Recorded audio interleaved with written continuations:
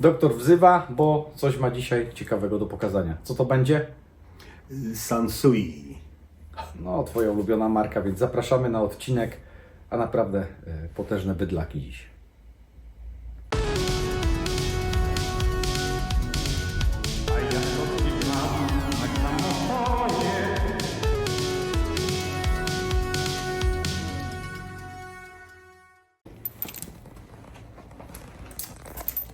Sznur od żelazka był kiedyś, teraz są kable RCA na dzieci niegrzeczne. Święta idą. Niektórzy dostaną prezenty, a niektórzy po plecach. No się żarty trzymają. No dobrze tam. Tak, ładne co? No, czy ładne, no to widzowie ocenią. Słuchaj, klasyczny tekst, jak to było? No ładne cacko, nie? Model Tylko które? 7000. Tak brzmi, jakby miało tyle kosztować, a kosztuje więcej. No nie? Ja myślę, że powoli ta era tych się kończy w sprzedaży, wiesz? I dlatego trzeba pokazywać jak najwięcej te sprzęty. Bo będą niedługo tylko istnieć właśnie w takich filmikach jak twój, w takich kanałach. Bo naprawdę kończą się te sprzęty, bo jak jeżdżę, wiecie wszyscy, jak jeździmy, przecież jeżdżę po całej Europie, żeby szukać takich sprzętów, to jest po prostu coraz mniej. A zarzucają ci w komentarzach, że ze śmietników bierzesz. Tak, no człowieku, przecież to leży na każdym śmietniku. Tak, W Niemczech? Tak, to wiesz, to chodzisz tam i ja już przebieram z tymi śmietnikami, nie wiem, którego brać. A, to teraz pewnie wybrałeś do tego dwa wysokie modele, bo tyle było No to niskich. były tam 5000, G5000 były i tak wiesz, jeden tam patrzy tam do mnie, krzyczy: panie, nie bierz pan tego, ja już tego. Ja mówię: dobra, faktycznie masz pan rację, nie biorę. Wezmę 7. To ja wezmę 7, no nie. Także tak. No, gabaryty można powiedzieć niezłe, bo to jest, zobaczcie teraz, to jest taki jakby młodszy brat, albo jakby dziecko, albo brat, jak tak zwał, a tak mniej więcej nazywamy. Ten front, te gałki, już kiedyś żeśmy o tym wspominali, że starożytni kosmici tutaj chyba działali, tak jak pamiętasz, w tym programie się śmiałem właśnie ostatnio, że podszedł do mnie jakiś człowiek tam z jakimś, proszę Cię, który na CNC robi jakieś pierdoły, to wszystko powiedział, że w życiu bym tego nie zrobił, jakby to kosztowało, to by nawet to mówi, to gruba kasa, taką gałkę zrobić w takim wykonaniu, normalnie jak diamenty. Zresztą ciężko chyba nawet dostać gdzieś na rynku wtórnym samą gałkę. Wiesz co, do tego modelu, do tego dużego, to chyba kosztowała 1000 zł kiedyś, pamiętam. I widniała dosyć sporo. Wiadomo, że ktoś tam przesadził może z ceną, bo 1000 zł za gałkę. Aczkolwiek jak sprzęt kosztuje 20 czy 30 tysięcy, to ta jedna gałka w pięknym stanie oryginalnym, tak jak tutaj, zobaczcie, bez żadnych takich tam podrapań, bo one czasami bywają, że ktoś tam ma chrzaśniętą, to no, można to zrobić, może by tam jakiś specyficzny tokarz by to zrobił, aczkolwiek nie wiem, czy wiecie, ale to jest wypukłe, bo to się wydaje po prostu... pokazać. Tak, spróbuj pokazać tak z boku. To jest zrobione, że to jest stożek. Bardzo minimalny, ale jest stożek. To wszystko się schodzi do środka i tu jest jakby ćpień tej naszej piramidy, prawda? On wychodzi około milimetra, dopiero około milimetra ma wypukłości do środka. Także to nie jest tak zrobione, że to... I teraz niech tak jeszcze zrobi. Jeszcze tu w polerce, tu mamy te nacięcia, nawet nie wiem jak to jest zrobione, pewnie pod mikroskopem trzeba by to zobaczyć. I jeszcze potem sfazowanie, no nie no, majstersztyk, po prostu majstersztyk, naprawdę. Chyba najpiękniejszy sprzęt z grupy Sansui według mnie pod względem estetycznym.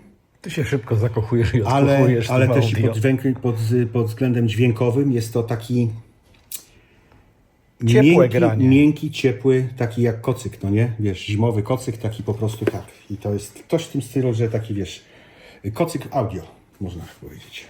Nowe trendy, nowe teksty wrzucamy. Front ma fajnie wykonany, to wszystko, aczkolwiek obudowę troszeczkę pożałowali, bo to nie jest prawdziwy formik drewno, jest to, widać, że to jest jakby tworzywo, bo nawet zobaczcie te plastiki tutaj, to już nie jest aluminium żadne.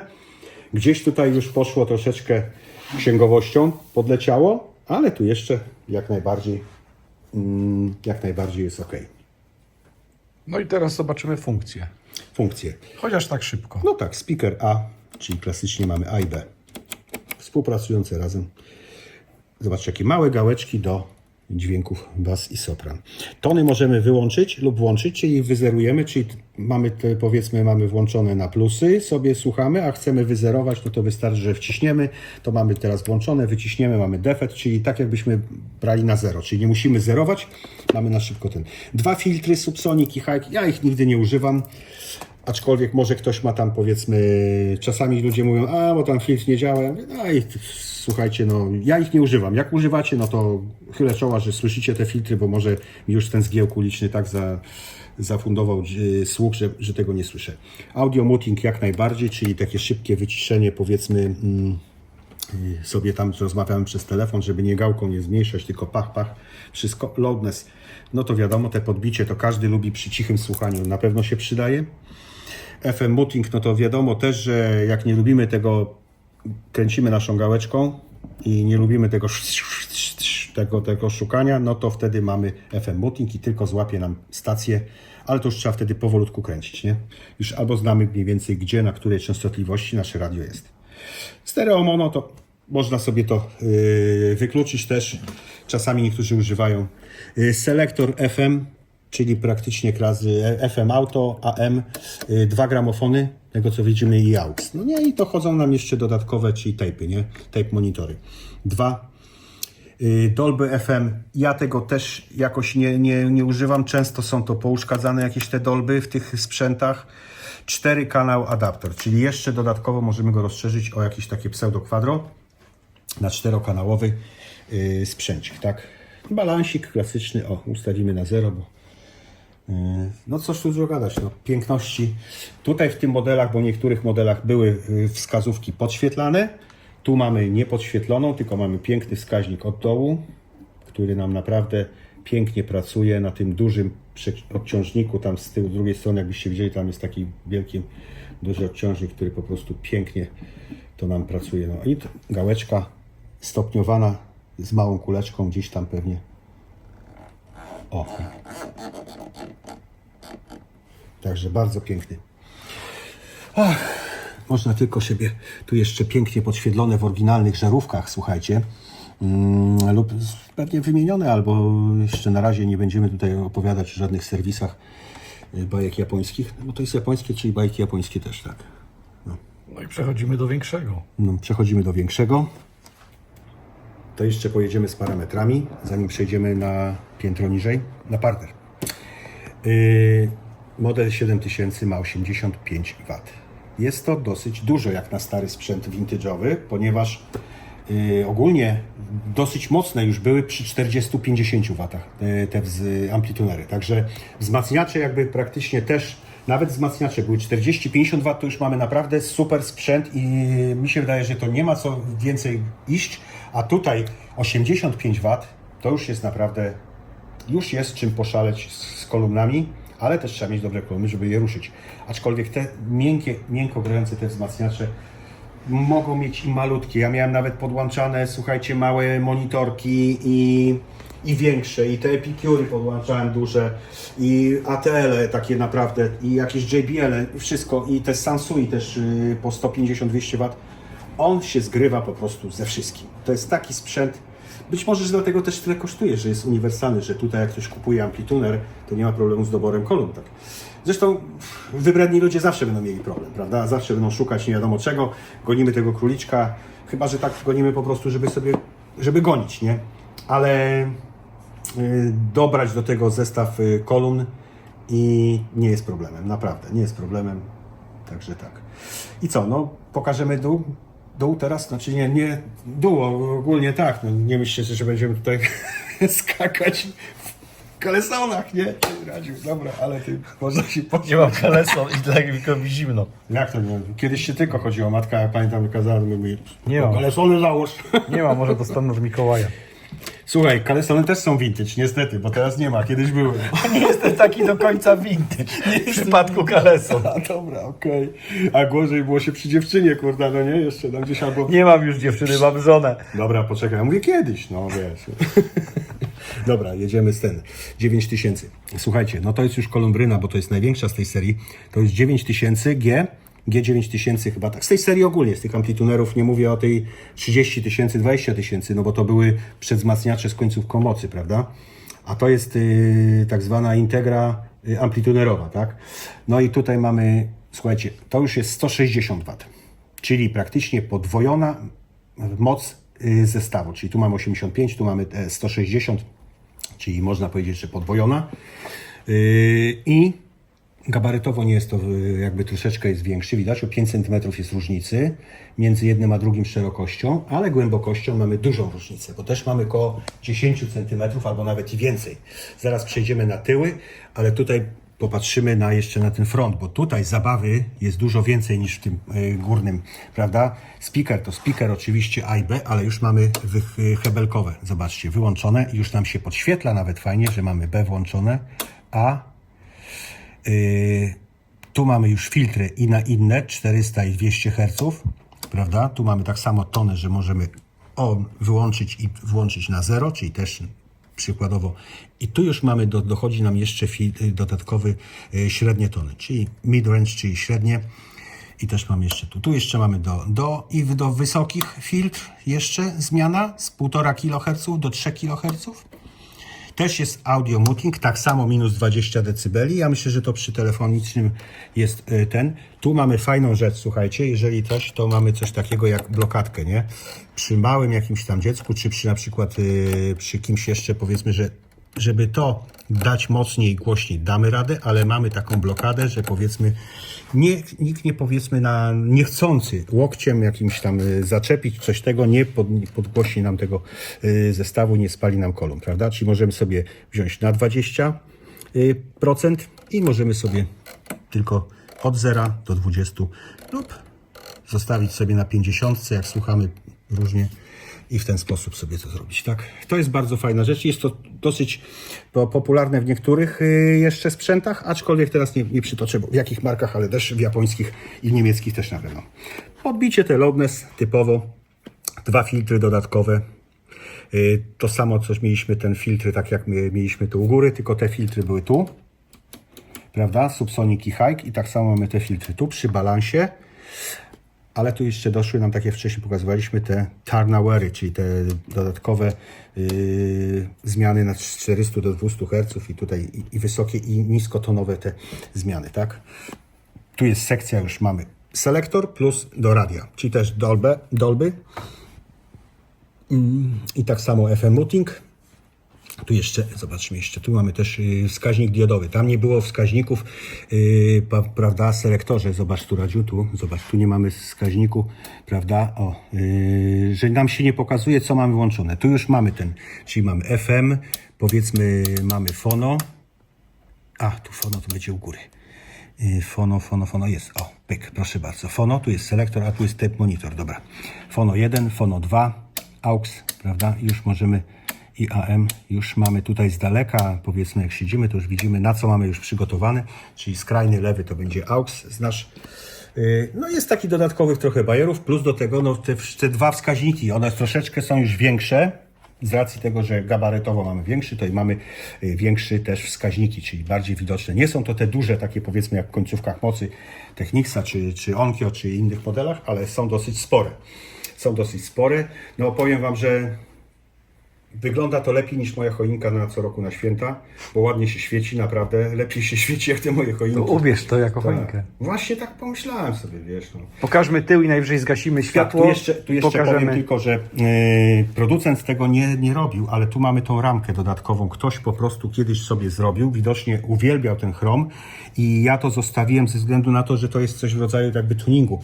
Wygląda to świetnie, powiem Ci. Ja na początku nie zauważyłem tego bardzo i mówię, jakaś inna wersja, bo jest tak to bardzo dobrze wykonane, tak? Ale jest to dosyć... W tym modelu akurat to się fajnie to się jeszcze świeci dodatkowo, bo te boczki zawsze były świecące, prawda? Takie chromowane lekko, ale ktoś tu jeszcze sobie dorobił to. Dodatkowy element. No słuchaj, ludzie tuningują samochody, motocykle, wszystko. Tak samo i też, tak, pompują tam im tam wszystko, także wiesz. Dobra, to co, idziemy z bocku najpierw? Z bocku? To jest wersja, zobaczcie, on tu ma jeszcze naklejkę, miał 20 V, jest to amerykański sprzęt, ale o tyle dobrze amerykańskie sprzęty są, że mają skalę radiową do 108 i Amerykanie robili uniwersalne napięcia, czyli była dosyć często w amerykańskich, praktycznie w 90% się zdarzyło, rzadko miałem, że napięcie może zmieniać sobie, wiesz, wewnątrz lub na zewnątrz, selektorem jakimś. On tu gdzieś ma pewnie, wiesz, z tego co widzimy, zobaczcie, mam voltaż 100, 120, 220, 240, czyli on był Japonia, USA i Europa cała, czyli praktycznie wszystkie kontynenty można było ten sprzęt przenosić, przełączać tylko Mógł z tobą podróżować. napięcie, tak. Mógł z tobą podróżować, dokładnie tak. Dokładnie tak, jak mówisz. No. Tu, jak już sprytne oko zauważyło, ktoś już tutaj wstawił dodatkowe takie wstawki, ponieważ te oryginalne były plastikowe. I one często też właśnie pękały pod jakimś tam, na pewno przy transporcie, bo przy niczym innym to nie pęknie, prawda? Ze względu, że jest to bardzo ciężki sprzęt, czyli prawie 30 kg, no jest to, może się wymknąć, może się opuścić, może coś tego. Mógł ktoś to przy serwisie uszkodzić i dorobił takie drewniane. Wygląda jak wygląda. Ja mówię, że jest to troszeczkę dziwne, ale cały czas spełnia funkcję, czyli chroni nasz radiator przed jakimś uderzeniem, czy możemy to postawić do transportu na plecach, bo tutaj nie mamy nic. Zauważcie, że właśnie teraz przejdziemy do tego, że ten z góry ma zaciski wszystkie z tyłu. Jest krótszy, jest ok. Tu wrócę do naszych przewodów. O, takie przewodziki mamy. Zobaczcie, teraz tak, tu wkładamy, powiedzmy. I teraz wygięcie tego przewodu nie jest za bardzo, nie możemy go wygiąć w kąt prosty, prawda? Czyli mamy jakby, powiedzmy, podpięty sprzęt, coś u góry, coś na dole, coś z boku, gdzieś stoi. Mamy ten skos i jest to około 7 cm. Czyli jest to, powiedzmy, troszeczkę sporo. Ale tutaj, jakbyśmy jeszcze dali te 7 cm, byśmy mieli tu, to zobaczcie, wydłuża nam się sprzęt. Szafka z Ikei odpada, to raz. Dorabiana przez stolarza do innego wzmacniacza kiedyś też odpada i znowu będziecie musieli zamawiać nowy mebel. Ale tu producent przewidział co? Boczne. Tu jak pokażesz, Radziu, zobacz. Piękne wnęki. Ja teraz może wepnę ten przewodzik, zaraz przejdę z tamtej strony. O, i wepnę ten przewód i zobaczymy, jak to się ma do tego dobrego przewodu, bo jak kupimy tani jakiś czynsz, to na pewno to się zmieści, nie? Ale to mamy taki troszeczkę lepszy, żeby ten nie wyglądał ten i chcieliśmy go sprawdzić, jak on się będzie tu, zobaczcie, chować się chowa, ale jednak wymaga, będzie wystawał, czyli jak tu, o, zobacz, 2 cm, 1,5 cm jednak wystaje, ale tutaj wchodzi pięknie, nie? Tutaj jest taka rynienka, tak, fajna ta rynienka, jest dosyć głęboka, ona się wydaje, że jest taka wąska ale ta wąska jest linia, ale zobacz, tu jest dosyć głęboka rynna i tych przewodów tu można pewnie włożyć, ja włożę następny jakiś, powiedzmy, nie jest podłączony, więc nie będzie ten, ja może wyłączę dla bezpieczeństwa, żeby tam się nic nie tego, już możemy tu nawkładać tych przewodów jeszcze jeden włożymy, zobaczcie, mamy już 3, mamy już 4 i jeszcze coś by tam byś się włożył, bo teraz tak, ktoś pomyśli, jak głośnikowe? No, głośnikowe są z drugiej strony, jest druga rynna. Także tutaj mam się to zmieści spokojnie, także nie masz się co przejmować tym. Pokażemy drugą stronę. Pokażemy drugą stronę, tak. A tu mamy drugą stronę i też tu będzie bardziej to może bo przewód goły, czyli gołą żyłę miedzianą włożymy spokojnie, bo ona się ładnie nam wyprowadzi i pewnie tu będzie można przysunąć. I rynna jest tej samej głębokości, też jest schowana. Też. Tu mamy, zobaczcie, tu jest jeszcze nasze power amp lub preamp. I możemy to zrobić w ten sposób, że możemy użyć tego jako końcówkę mocy lub wzmacniacza. Tym przełącznikiem connected mamy zwarte, a tu mamy odseparowane. Czyli możemy sobie odseparować końcówkę mocy, możemy sobie użyć jako końcówki mocy. Pewnie niektórzy może mają jakiś przewzmacniacz, może lepszy troszeczkę, może pomyślą sobie, albo użyć go jako przewzmacniacza, bo dajcie znać w komentarzach właśnie, jak czasami, czy ktoś już to użył właśnie jako przewzmacniacza lub końcówki mocy. Czy był jakiś efekt lepszy, czy gorszy? No bo to różnie bywa, tylko możemy wiedzieć po testach, prawda, a nie domyślać się. No, także tak. Także powiem Wam, że no, sprzęt jest niesamowity. No to zanim teraz zrobisz nastrój i zgasisz światło, to komentujcie, subskrybujcie, Tak. żeby Was żaden odcinek nie ominął, a doktor idzie robić nastrój. Tak, pokażę Wam, jak choinka wygląda w nocy, czyli takim zacisznym, naszym ciepłym. Nie mamy kominka, nie będziemy tu nic rozpalać, jak to mówią. Idę zgasić światło. Czyli co, śpiewamy coś? Jingle bells, jingle... Polskich nie znasz? Znam, ale no nie wypada. No. Nasze kolendy śpiewa się To w domu. chińskie, japońskie, przepraszam. Ciąkańcię, szankońcią, ciąkańcią. Oni tak śpiewają, bo że wiesz, przetłumaczone teraz macie. Nie no, pięknie to wygląda. No słuchaj, choineczka. Jeszcze nie zgasiliśmy wszystkich świateł. No nie, bo to wiesz, tak tam będziemy się potykać tutaj o własne nogi, no nie? Dlatego podejrzewam, że słuchajcie, wiecie co, ja zacząłem od razu dzisiaj mówić, nie? Tak wiesz. Nastrój, to tak, nastrój. Nastrój, tak.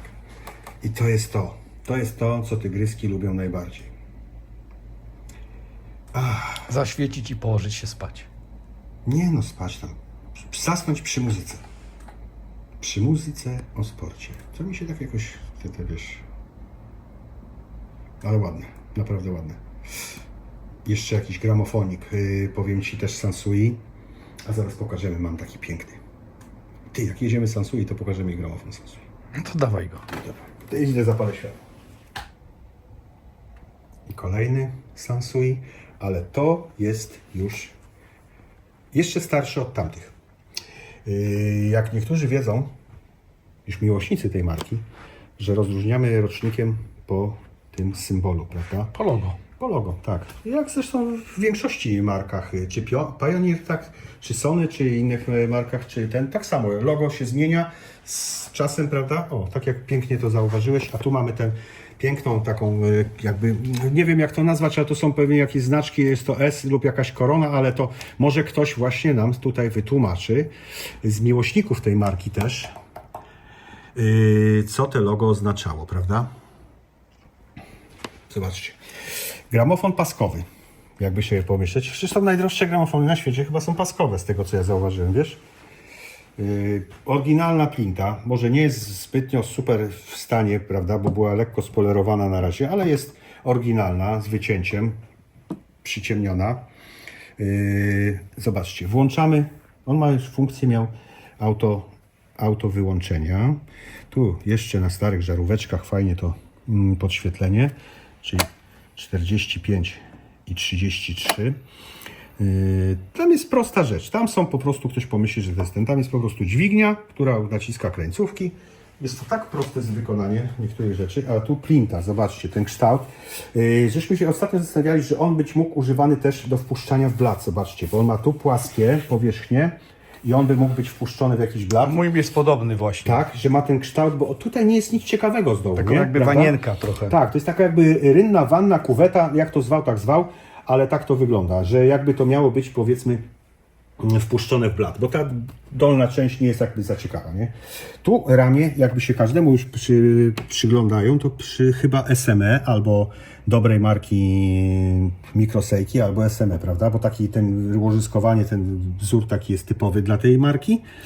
No tutaj mamy w manualu pracę lub w autostopie na 17 lub 25, 30 centymetrach średnicy, prawda? Czyli 17 cali, tak. Co my tu mamy jeszcze? Play, czyli jak włączymy, już tutaj mamy się trzyma, nie będę włączał play, bo przy playu on się opuszcza dźwignia i na końcu się nam wyłączy, prawda? To jest oryginalny headshell, jeszcze Sansui, ale już zobaczcie z innym logiem. Być może, że to były przełom, może ktoś da nam w komentarzu, dlaczego były dwa loga, może był przełom, może jest to z nowszego modelu, ale jest to. Ale igła jest oryginalna też, 9210, była to Sansui oryginalna. Ja troszeczkę go zmodyfikowałem, nie pamiętam jak było, ale dostałem go, przyszedł z Japonii. Zmodyfikowałem go o gniazdo 230, bo zrobiłem mu już wersję na 230. On tu ma jeszcze w opisie, ma 100 V, 23 W, ale jest w środku już transformator toroid. Zamawiam te toroidy, bardzo dobrze się zachowują. Słuchajcie, one są na 100 V, ale trzeba ten rynek zweryfikować, bo czasami te toroidy, transformatory są na 115-120, przy jakichś tam wzrostach napięć one jeszcze większe są. Także ja zamawiam te, które mają 95-6, przy wzroście napięcia jest to 100-105 V, czyli jest super. Także lepiej troszeczkę zaniżyć o te 5 V, niż dać do góry 20-30%.